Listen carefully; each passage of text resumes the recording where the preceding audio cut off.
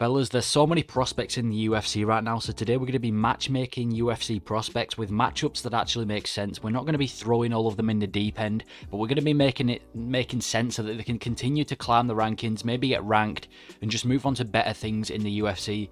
Let me know if you agree with these matchmaking ideas. And one thing I want to clarify is obviously there's so many prospects in the UFC. I'm not going to be able to get through every single one. So I've got a list of the kind of the more popular top prospects right now, and obviously there's more others that maybe I could do a part 2 with. But yeah, I feel like this list makes sense. It makes sense. Yeah, it just makes sense. So I'm going to go in there with the first prospect, which is Sharaputdin Magomedov. I've heard a lot of people say him versus Bo Nickal would be a good fight. And whatever your opinions on the fight are, I don't think that's a good idea, because then we're killing two prospects in one fight. Sharaputdin and Bo Nickal are both prospects in the UFC. I don't understand why matching them up against each other would be the smart idea. And on top of that, let's be completely honest. Sharaputdin Magomedov would get absolutely destroyed by Bo Nickal. Sharaputdin got taken down by Bruno Silva multiple times, and Bruno Silva is a really tough striker, but he's not really a grappler. Bo Nickal's arguably the best wrestler in the UFC. It would be a complete mismatch. So for me, I've matched him up against Kelvin Gastelum. The only issue with Gastelum is that I don't know if he's still at middleweight, because I know he went down to welterweight to fight with Shafkat, but obviously that got called off. And he is coming off a win against Chris Curtis, so I'm not sure if he wants to fight someone lower ranked than him, but it could be a big fight night main event. And it's Kelvin Gastelum fighting a prospect. It would be a big fight, but it would be such a fun fight on the feet, because Kelvin Gastelum brings it in every fight. Obviously the infamous war against Adesanya, the fight recently against Chris Curtis was really fun as well at UFC 287, I think it was. And Sharaputdin Magomedov, he's undefeated. He's just come off an absolute war against Bruno Silva, and he made good work of him as well. The only issue we had with grappling is in the grappling department, and I'm not sure that Kelvin Gastelum's going to go in there to grapple. And it's finally a ranked opponent for Sharaputdin. I said this after the card. I said I knew Sharaputdin needs a ranked opponent. Kelvin's that opponent for him. Be a great matchup for both of them, and yeah, not too big of a grappling threat too on early. We're going to let Sharaputdin improve his grappling, but it's still a tough fight for him. He's fighting Kelvin Gastelum, one of the toughest in the middleweight division. It's no way, shape or form an easy fight for him, but yeah, I think this is a great matchup for both of them. It's a good ranked opponent for Sharaputdin to fight, and yeah, I can't wait to see him in there. Whoever is in against next, I'm not sure who is in there against next. He's obviously not got a fight announcement, but I feel like this one makes the most sense. Next prospect, Umar Nurmagomedov. This guy doesn't fight. He keeps pulling out of fights. Umar Nurmagomedov at this point, he needs to get a fight. But I'm going to match Umar with Pedro Munoz. I'm not going to give him a top 5 ranked opponent, because he doesn't deserve it. He doesn't deserve to fight someone like a Sandhagen. Honestly, shouldn't have to fight. Yeah, he was matched up against Sandhagen as well. He doesn't deserve that fight, and I don't think he deserves anyone in the top 5, because who is he fought? So I'm going to give him Pedro Munoz. He does need a ranked opponent. He definitely needs a ranked opponent, because there's so much talk about this guy. He's been beating his opponents. He's coming off, I think it was a first or second round knockout. He needs a ranked opponent, and I feel like Pedro Munoz is the perfect guy. He's a tough guy, Pedro Munoz. Went the decision with Marlon Vera. Some people think he won the fight. Obviously he had the fight with Sean O'Malley, but it didn't go the distance. He's got multiple knockouts in his career as well as Pedro Munoz, so this will be a really interesting fight.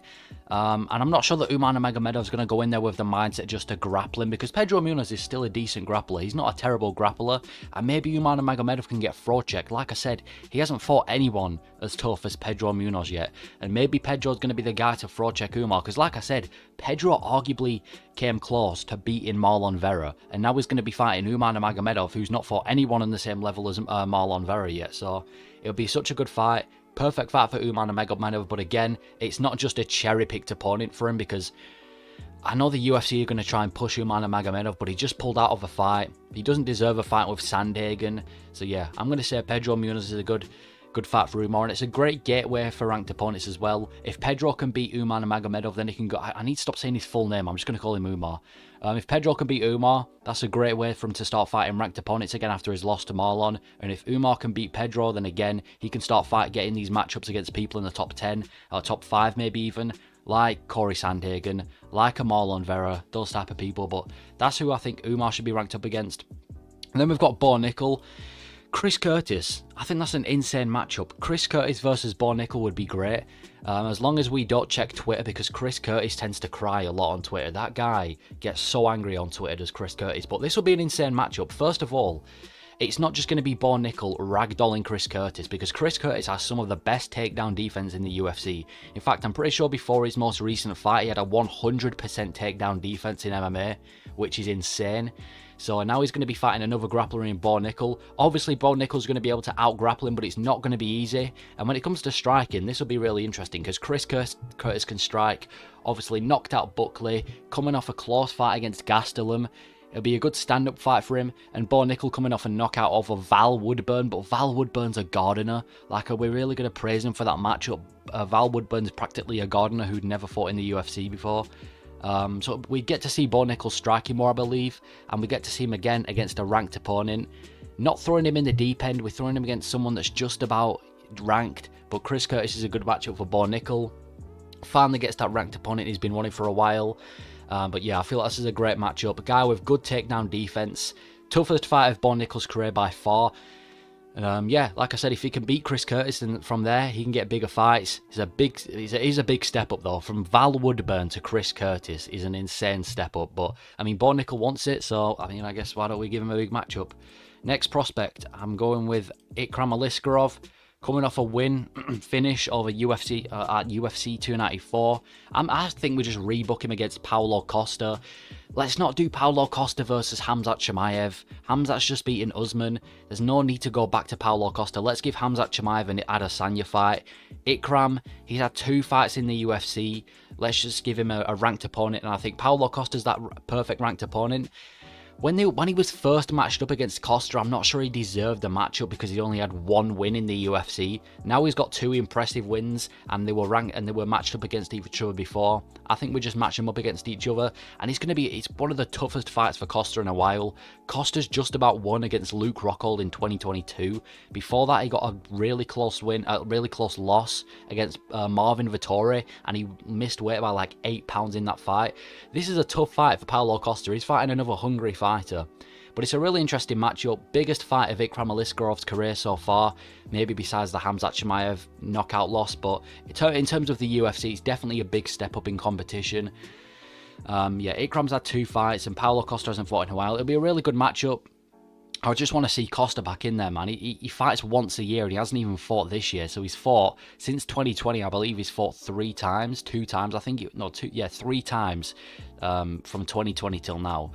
And Ikram Aliskerov fought twice this year. So let's get this fight on. I don't want to see Ikram versus Bo Nickal because, again, I don't want to get rid of 2 prospects in one fight, even though that will probably be more of an interesting matchup than Sharaputdin and Bo Nickal. But let's just see Ikram and Costa rebooked. They were booked before. I don't know why we don't do it again. And if Ikram can beat Costa, then that's where we can do Ikram versus all these contenders or all these, ranked opponents. And if Costa wins, then again, from there we can talk about Costa maybe fighting some of the top guys. But yeah, perfect fight. Next prospect, Jack Della Maddalena. I think it's a pretty simple answer. Gilbert Burns. This makes so much sense. Gilbert Burns has already fought 3 times this year, which is crazy to say because it feels like he hasn't fought in ages, but he's fought 3 times this year. Obviously the win over Neil Magny, then he fought Masvidal, and then he obviously lost to Belal Muhammad, and he got injured against Belal Muhammad, so he's probably not going to be here for the rest of the year. I'm thinking of early 2024 we match these 2 against each other. JDM coming off a good win over Kevin Holland, which is his toughest opponent yet, and to be fair, he was piecing up Kevin Holland in a lot of the fights, so I think we gave him a fight against Gilbert Burns. If JDM can win, that's where we start doing JDM. Maybe we bring him as like a backup for the welterweight belt. Maybe we start giving him contenders, and if Gilbert Burns can beat JDM, then we can start looking at Gilbert Burns against potential matchups against people like Leon, Kobe, Shavkat, those types of people, and Gilbert Burns is legit. He needs a step down from Belal Muhammad, but Gilbert Burns is a legit opponent. So JDM, it's definitely not going to be an easy fight against Gilbert Burns. Maybe Burns didn't look that great against Belal Muhammad, but you look at Gilbert Burns as an overall fighter, it's a really tough fight for JDM. And yeah, perfect fight, perfect matchmaking. It makes the most sense. JDM needs a big opponent now. Gilbert Burns is ranked, I think he's ranked top 3 or 4. He's definitely in the top 5, I'm pretty sure, but we need to give Gilbert Burns another fight. Let's do JDM early 2024. And this will be an all-out war. Both of them always in fun fights, always in absolute wars. This fight would end up so bloody by the end of it as long as there's not an early finish. But yeah, next up, Joe Pyfer. I've heard a lot of people saying Joe Pyfer needs to fight, you know, again, Bo Nickal. Bo Nickal gets ranked, matched up against so many of these contenders and prospects. I think we do Joe Pyfer versus Buckley. Buckley isn't ranked, but I just don't think Pyfer needs to be rushed just yet. He's a middleweight. I don't think we rush him. I think we're giving him a fight against Buckley, which is definitely a winnable fight. Buckley's not the most consistent fighter, but it'll be an interesting build-up because Buckley's still somewhat a big name. Everyone knows who Buckley is. But he's not ranked, and I feel like if Joe Pyfer can beat Buckley, then we start giving him a ranked opponent. Maybe we give him an Imavov after he beats Buckley. I was originally going to do Joe Pyfer versus Imavov, but again, I don't want to rush Joe Pyfer just yet. So it's definitely the toughest fight for Joe Pyfer because Buckley's not an easy guy to beat. I mean, he's not necessarily an extremely tough opponent. He's the toughest fight so far for Pyfer, but he's not like an extremely tough opponent, full stop. But yeah, Pyfer versus Buckley. Throw it on like a co-main event of a fight night maybe. But yeah, Joe Pyfer needs to step up in competition. I'm thinking Buckley's the perfect fight.